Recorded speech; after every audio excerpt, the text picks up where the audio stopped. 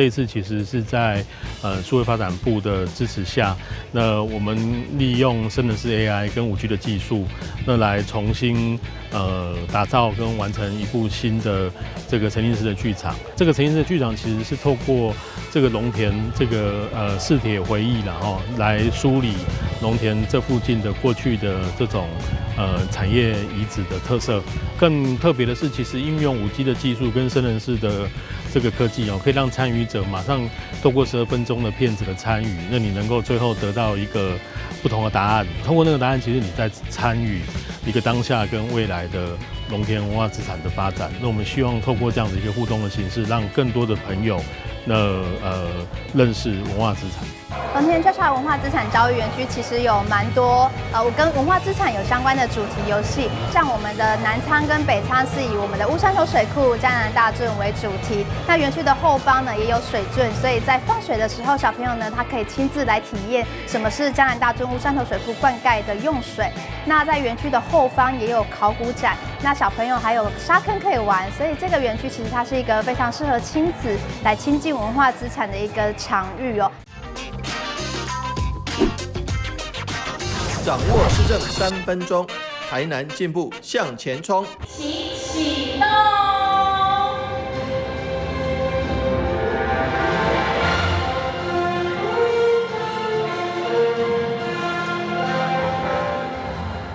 那这个剧场，事实上非常谢谢我们数发部的大力支持，能够让这个沉浸式剧场有轮流有3部主要的影片来播放。借着这3部主要影片，能够让大家了解过去的一个历史以及未来的展望。那刚刚提到了这个台南500，台南500的时候我们都已经不在了，但是可以借着这个生成式 AI， 能够模拟描绘出未来台南的景象。那这是第一点。第二点，这个农田跳起来园区当初在一片大家都还持保留态度的情况下来开馆，然后这几年来的营运非常顺利，而且获得各界的好评。这个是非常谢谢我们文化局以及文资处把历史的现场能够勾勒出来。本来是一个停车杂乱的一个空间，现在变成一个大家众所瞩目的一个展场，而且让整个大曾文地区也都能够有一个非常好的展演空间，尤其是交通非常方便，地理位置很好，就在农田车站旁边，走路的距离就可以到了，所以说是非常值得，也非常适合大家来度假，或是带着小朋友一起来的地方。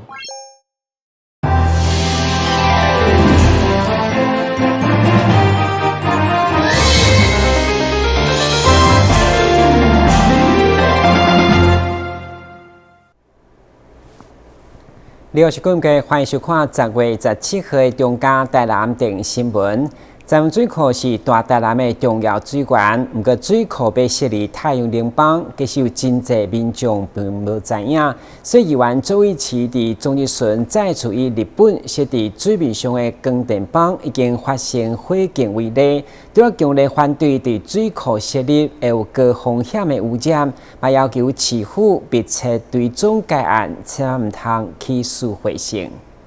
政府拍算伫咱们水库设立水面型的太阳光电板议案，议员周一齐伫顶一会期的质询，反对污染水质影响用水安全以后，因为不满经济部以水质拢符合标准等避重就轻的回应，所以一旦后的总质询经进一步以日本就已经发生面板的火灾，来警告一旦释出有毒物质，上局如何救灾等可能的高污染，要求市府一定要重视，嘛强烈反对伫水库设立太阳能板。对此，市长表示，一定会要求经济部南水分署提出风险量化加应变计划。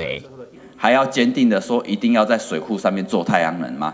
我们台湾的腹地那么多，一定要在这个水资源保育区做太阳能面板吗？我不认为说一定要在水资源保育区做太阳能面板，但是腹地真的不多。所以我说了，这一个部分是不是要让全台南的市民知道，曾文水库是我们整个大台南就是所有市民用的水，但是我们那个嘉义大埔这边他们一个大埔乡公所就可以决定我们所有台南市民用水的安全的问题。马上跟南水署南水分署联络，如果请他们提出，如果发生火灾之后的应变计划是什么，然后来看看这个应变计划大家可不可以接受啊？我希望这一件有没有量化的数据有没有量化数据会可以告诉我们说，可能有多少有毒物质？跨越嘉义、台南、甲高雄等3县市的闸门水库，根据了解，依照过去设立铺设太阳光电系统的面积规划，就高达24.6公顷。虽然讲去年已经比嘉义县好过，不过议员认为风声过去会个起死回生，要求市府持续追踪，并让大众拢知影。台南新闻军事林根采访报道。20当前，永康焚化炉所签订的回馈金为例只发300块，不过现在本色进场的费用增加，处理成本并无差偌济，对厂商来讲利润加了真济，只是回馈金拢无起，并无合理。但经过议员林冠伟伫总集村欢迎过后，在7号伊嘛公布，明年6月开始，永康有6个里，每一个人会当加领200块的回馈金。议员林冠伟表示，2007年启用的永康焚化炉，当时本色处理费一栋才1500块，不过现在已经起价5-6千块。厂商的利润已经加真济，不过民众甲市府的回馈金却是20档无变，而且若甲城西焚化炉一个人一档有12000块的回馈比起来，相当无合理。但经过伊总集村的反映，市府甲厂商洽谈以后，已经答应每一档加回馈600万，预计永康有6里3万里民，明年6月开始会当加领200块，一个人总回馈伫500到1200块不等。在明年的大概6至9月，每一年的6至9月发放，那总共人数有3万人，大概一个人多发200块了。好，这边跟市长说明一下，报告一下，也希望市长可以全力支持。您的关心我们也知道了，那谢谢大家的关心，我们也会既然厂商他愿意再提拨更多的费用，这也是合理的，所以我们也希望赶快跟厂商把那个密切监督，他利润出来就赶快要编列这个经费给我们当地的民众。议员除了替里民争取回馈金的公平性，另外伊认为无符合公平正义的，也有国关市教师文康活动费，行政院已经公告114年度每一个人一档编列3000块，不过台南才只有1000块。对此市长回应，台南的福利并无减少，只是分散伫其他相关的预算项目，所以未来会做伙纳入文康活动费，共款是3000块。台南新闻军事林英光采访报道。今年台南美食之都国际厨艺挑战比赛16号伫精英酒店登场，吸引国内外真侪知名的总铺师做伙请拼，总共有381组，其中艺术类的创作，每一个作品拢相当的逼真，互人赞叹因的手艺。做伙来看卖。台南市长王伟提堪总铺师斗阵完成安平古堡造型的反糖鸡卵糕，替这场台南美食之都国际厨艺挑战赛揭开序幕。第一场是艺术类组，包含马卡龙、果冻花、糕点等等，有的做成台南吉祥物菜市鸭，有的做成台南小吃达米，相当趣味。不管是艺术组，或是冷盘组、冷展组，或者是热烹组、热炒组，这些都是让大家吸睛的目标，也是未来的国民美食。这天有99名选手参赛，展现高超厨艺。除了好食的高色甜点以外，其中以果冻花组让人印象深刻。有的用于国际建物，有的也搁以花蕊做底。结果出炉了后，由这项凤凰花开摕到金牌，相当不简单。凤凰花，因为是台南市花嘛，然后我们古都最多了，所以我就把我们的古都一些题材元素都把它展现出来。选手爱运用台南在地食材，在料理当中呈现台南文化意象。现场也阁有高级学生所设计的餐桌美学，有蚵仔煎、珍珠奶茶等小食，以及日本总铺师所扎来的地点来做交流。台南新闻所派采访报道。目前台湾饲鸟犬的登记数量已经超过每一档的新生儿。对此，台南市安南区南兴里就发表市内第一份家户动物调查报告。报告显示，里内558户当中，平均每3户就1户饲宠物。另外，台湾动物保护行动监督联盟的调查嘛指出，有60%的宠物并无正经片，所以建议市府爱彻底管控，进一步改善。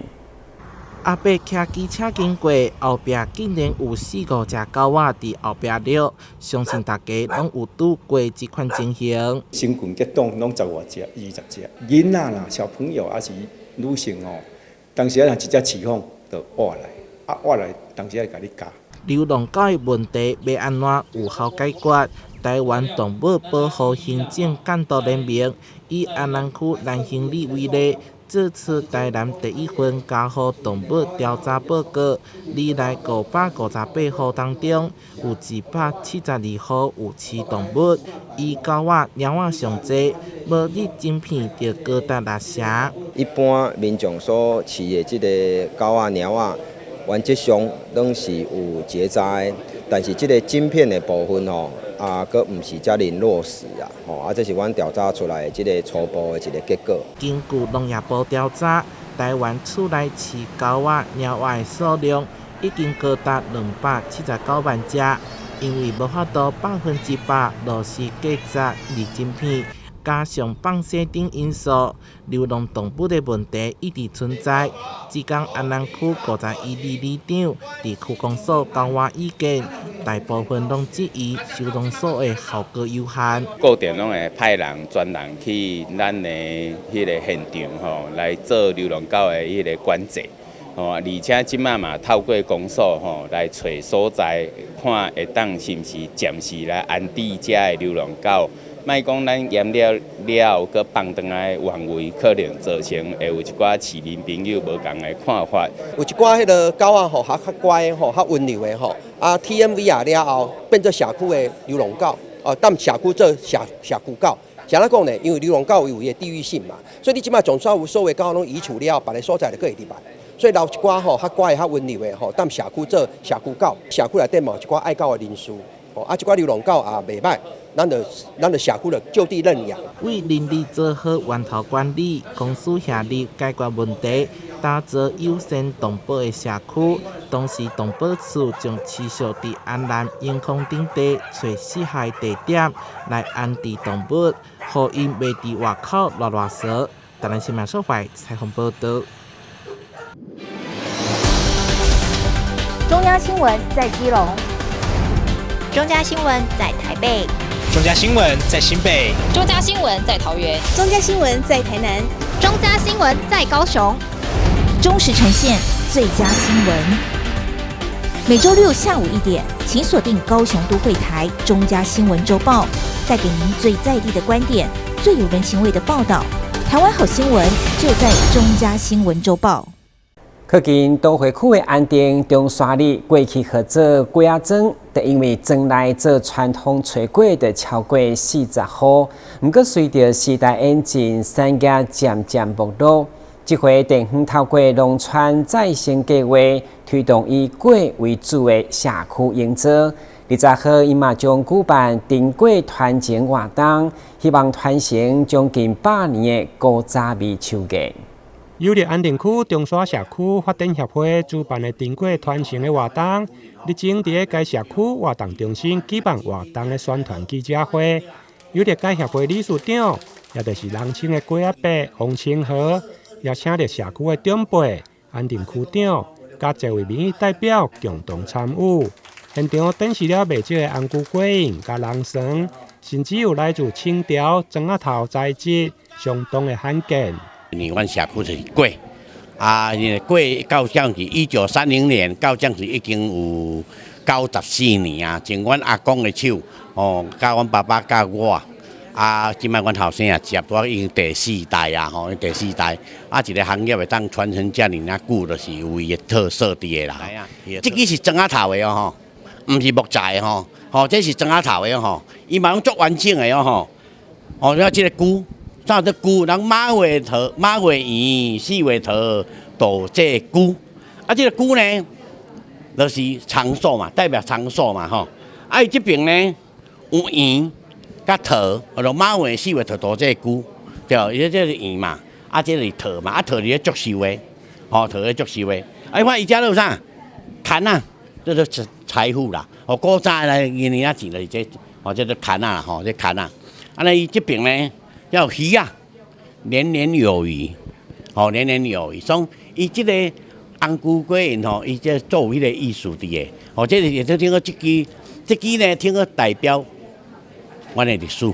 丁粿传承活动将伫10月20日，伫中山社区的中安宫广场，甲活动中心头前来举行。除了丁粿的历史、丁粿故乡的文化展示，同时还有粿仔的体验、粿仔市集、粿仔的制作甲相关器具，嘛将一并来呈现。欢迎对着粿仔的文化传承有兴趣的民众，到时会用踊跃参加。台南新闻林根采访报道。台北时装周系列活动已经正式登场，今年以盛装台北作为主题，将流行服装甲音乐结合，呈现台北的风格文化。会场嘛邀请奥运木姓鼓选手吴诗怡、陈念琴以及金曲歌曲孙盛熙等人来为服装代言，嘛为活动加开序幕。无情战队吴诗怡、陈念琴2位拳后穿着设计师服装惊喜现身，力挺台北时装周。今年台北时装周以 Dress Code 台北盛装台北为主题，用时装与音乐跨界展现台北的风格文化，更邀请金曲歌后孙盛熙一同为台北时装周揭开序幕。今天的穿搭可以跟大家分享一下，是哪一位设计师？好，今天我这一套设计师是Bob Jane 设计师他所设计的衣服，那我会选这一套，我觉得这是我衣柜不会有的颜色，所以我觉得蛮新鲜，然后我觉得穿起来蛮有气势，所以我选择这一套。你愿意接下来出门就穿这样子吗？没有问题。真的吗？除了穿运动服，就要穿我们台湾设计师的品牌。是，要大力支持台湾。好，谢谢念琴能够给我们大力相抵。诗怡呢，身上这一套，刚才其实 Justin 有些预先帮大家讲了，你是冒险者个性。其实本身也是狗派，所以呢，穿上狗狗的衣服，加上刚刚老师说的冒险者的精神，就有点就像是我想传达的精神这样子。它是以军装为设计概念，跟我平时就是典礼啊那种性感的又不太一样，今天是酷帅的路线。然后我觉得很特别的是它。这2片可以合起来，就变成裙子的感觉。哦，它有多样的穿搭方式，所以很喜欢。像我们如果主持的手卡，就可以放很多在里面这样子，这个很适合这样子。很棒，这里也有面纸这样。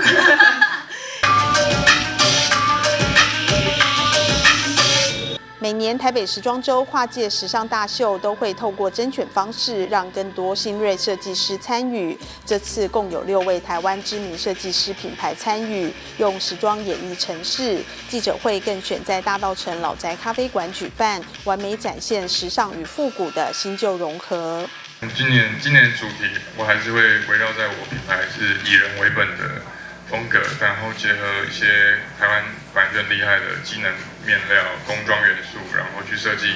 我觉得很酷的东西。对，今年也会是我觉得我会做出我觉得我对我来讲很自我的东西啦，然后想要丢给大家看看，大家去喜欢这样。那今年的主题是是 MBTI， 但是我其实更想要讲的是，期待。服装改变这个世界是什么呢？就是希望台北能够更迈向国际友善宠物这个都市。对，所以这次帮这个诗怡做他这个柴犬，其实也是有一个故事。因为有先问他 MBTI 是什么，是 ISFP， 就是冒险者。那冒险者为什么是柴犬呢？因为柴犬连台风天都要出去遛狗，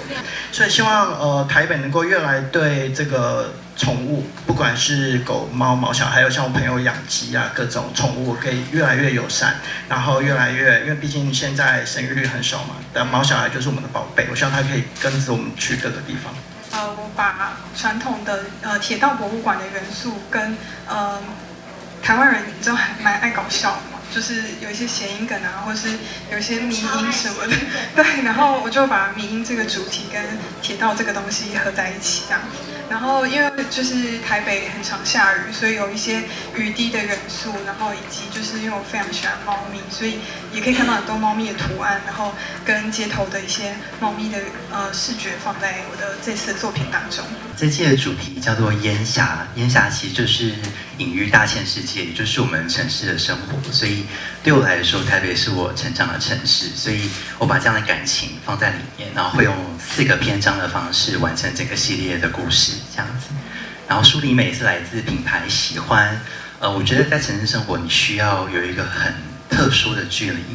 然后你有你很独特的美感面对这个世界，你才会有你很通透的世界观。可是大家会觉得很特别的一场，台北时装周的记者会，在未来长期的发展下去，台北时装周每一年都会有特色，但是2024年今年在大稻埕这个记者会应该会变成一个很大的特色，因为我们选择了一个非常风格店家的咖啡馆，老房子，然后 model 走秀，还有各位贵宾在这个现场里面穿着服装设计师的衣服，或者是穿搭，或者是看着模特儿穿着服装设计师的衣服，在这里面非常狭小的空间里面考验了我们的创意，也考验了整个模特儿走秀公司的经营管理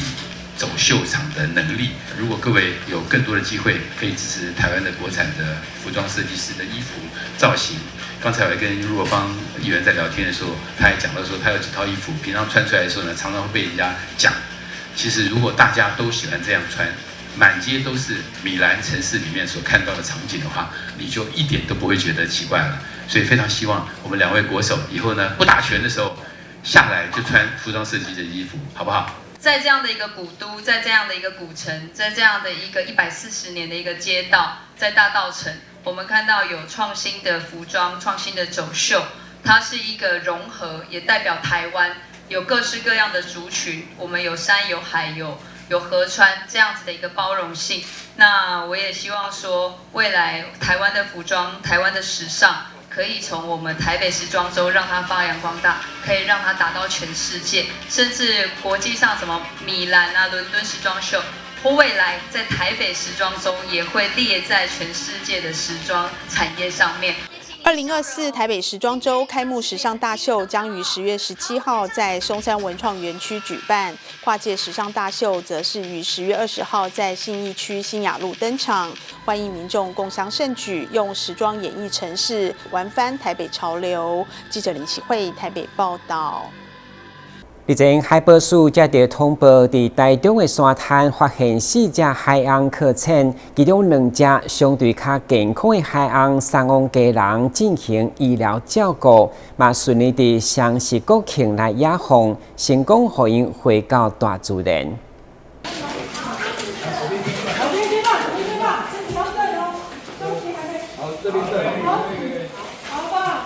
保育志工、个安学员合力将瓜头鲸抬上推车上，准备到基隆外海进行研发。船只在岸边已经准备就绪，2只瓜头鲸在救援小组照料下，双十国庆这天顺利回到大海。的救援跟最后收容跟野放的这样的一个过程非常的顺利圆满。那我们刚刚在海上也亲眼见证了这个动物们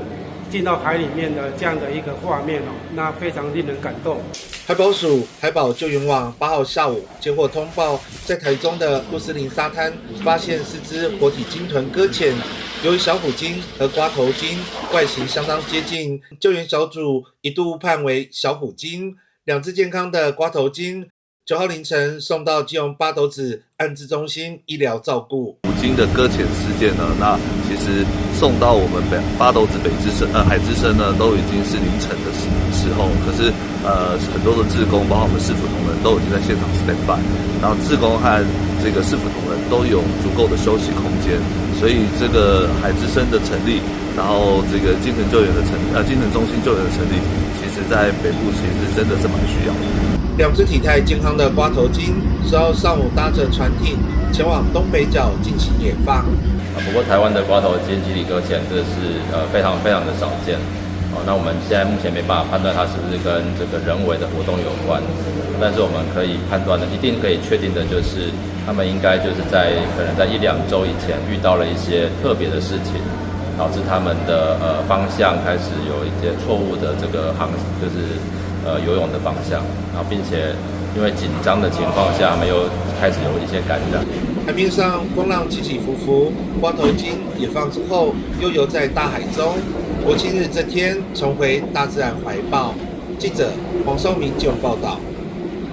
台中街头的环保式路线，为了让驾驶会当更较清楚，伫路的转弯拢为了彩色铺面，不过铺设一冬外以后，会当看见铺面已经开始破损，不止影响市容，更犯了威胁道路安全。所以地方强烈要求市府一定要换新整顿。前方依肇事路段，请保持安全车距。开着车从高雄车站沿着站东路开出，因为转弯幅度比较大，地面上的彩色铺面达到了很好的指引效果。此时可以看到，铺设1年多的蓝色铺面已经开始出现破损，市容观感和道路安全令人产生疑虑。因为现在标线呢是大面积的使用在站东路跟站西路，那因为出弯处呢，车子呢在那边转弯，然后而且会有加速行为，然后因为它扭力的关系，导致于它标线的耗损呢会比一般的标线来的严重。彩色铺面比一般的标线有更高的防滑系数，让进出车站道路的民众可以更加的明确和安全的行驶。只是它的耐久度面对每天大量的车辆碾压，好像有些扛不太住。虽然指引效果确实有达到，但是铺面的选料是否有其他更耐用的选择？目前站东站西路呢，它使用的是骨材型标线，那它的抗滑系数呢也是非常的好的。那如果像一般的彩色沥青，因为它的强度不够，所以它比较不适合用在车型比较多的地方。那我想，如果说我们的这个彩色的铺面，那有这种，当然预算会比较贵啦，因为它等级比较高嘛，预算比较贵。那如果说我们长期要花这么多的钱在做这个维修的话，我想，如果说在这个整个道路的监测上，市民朋友其实已经适应了这样子的一个车流的话，或许有彩色铺面以外的其他的做法。高雄车站预计在明年完工启用，但是为了新路型所设计的铺面已经开始出现破损，可以看到，尤其是出站转弯处特别严重。对比去年8月，现在已经出现了更多的破洞，可能要趁着车站即将完工，再重新整顿一番。相关的局处，在这个巡检上面的频率，那甚至是这个修补的工程，应该即刻来启动。那这样子的话，才会说我们在年底车站完工的时候，我们相关周边的路面也能够是让人家有一种焕然一新的感觉。高师府公务局表示，交通安全目前是没有问题的，破损部分将会委托厂商进行修补。只是面对未来高雄车站完工，交通量可能持续上涨，持续性的修补是否为长久之计，可能还需要多加考量。记者孙军高雄报道。感谢收看10月16号的中嘉台南电新闻，我是顾文杰，咱再会。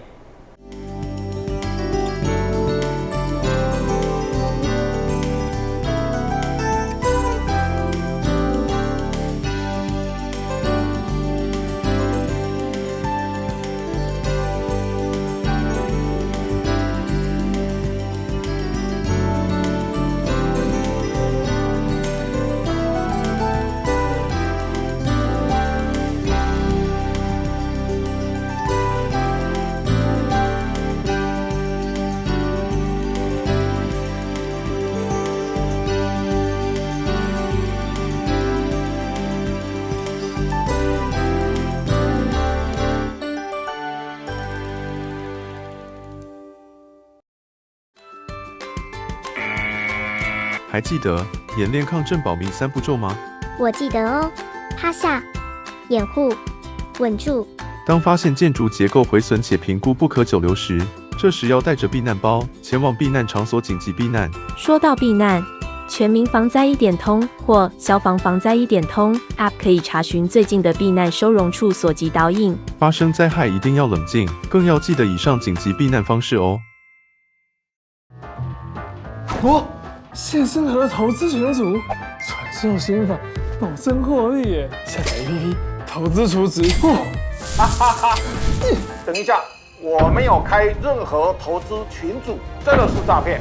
打诈新4法上路，扫荡投资诈骗，严惩诈欺犯罪，最重关12年。有疑虑就打165，让政府来帮你。打诈新4法，加重刑罚，共同打诈。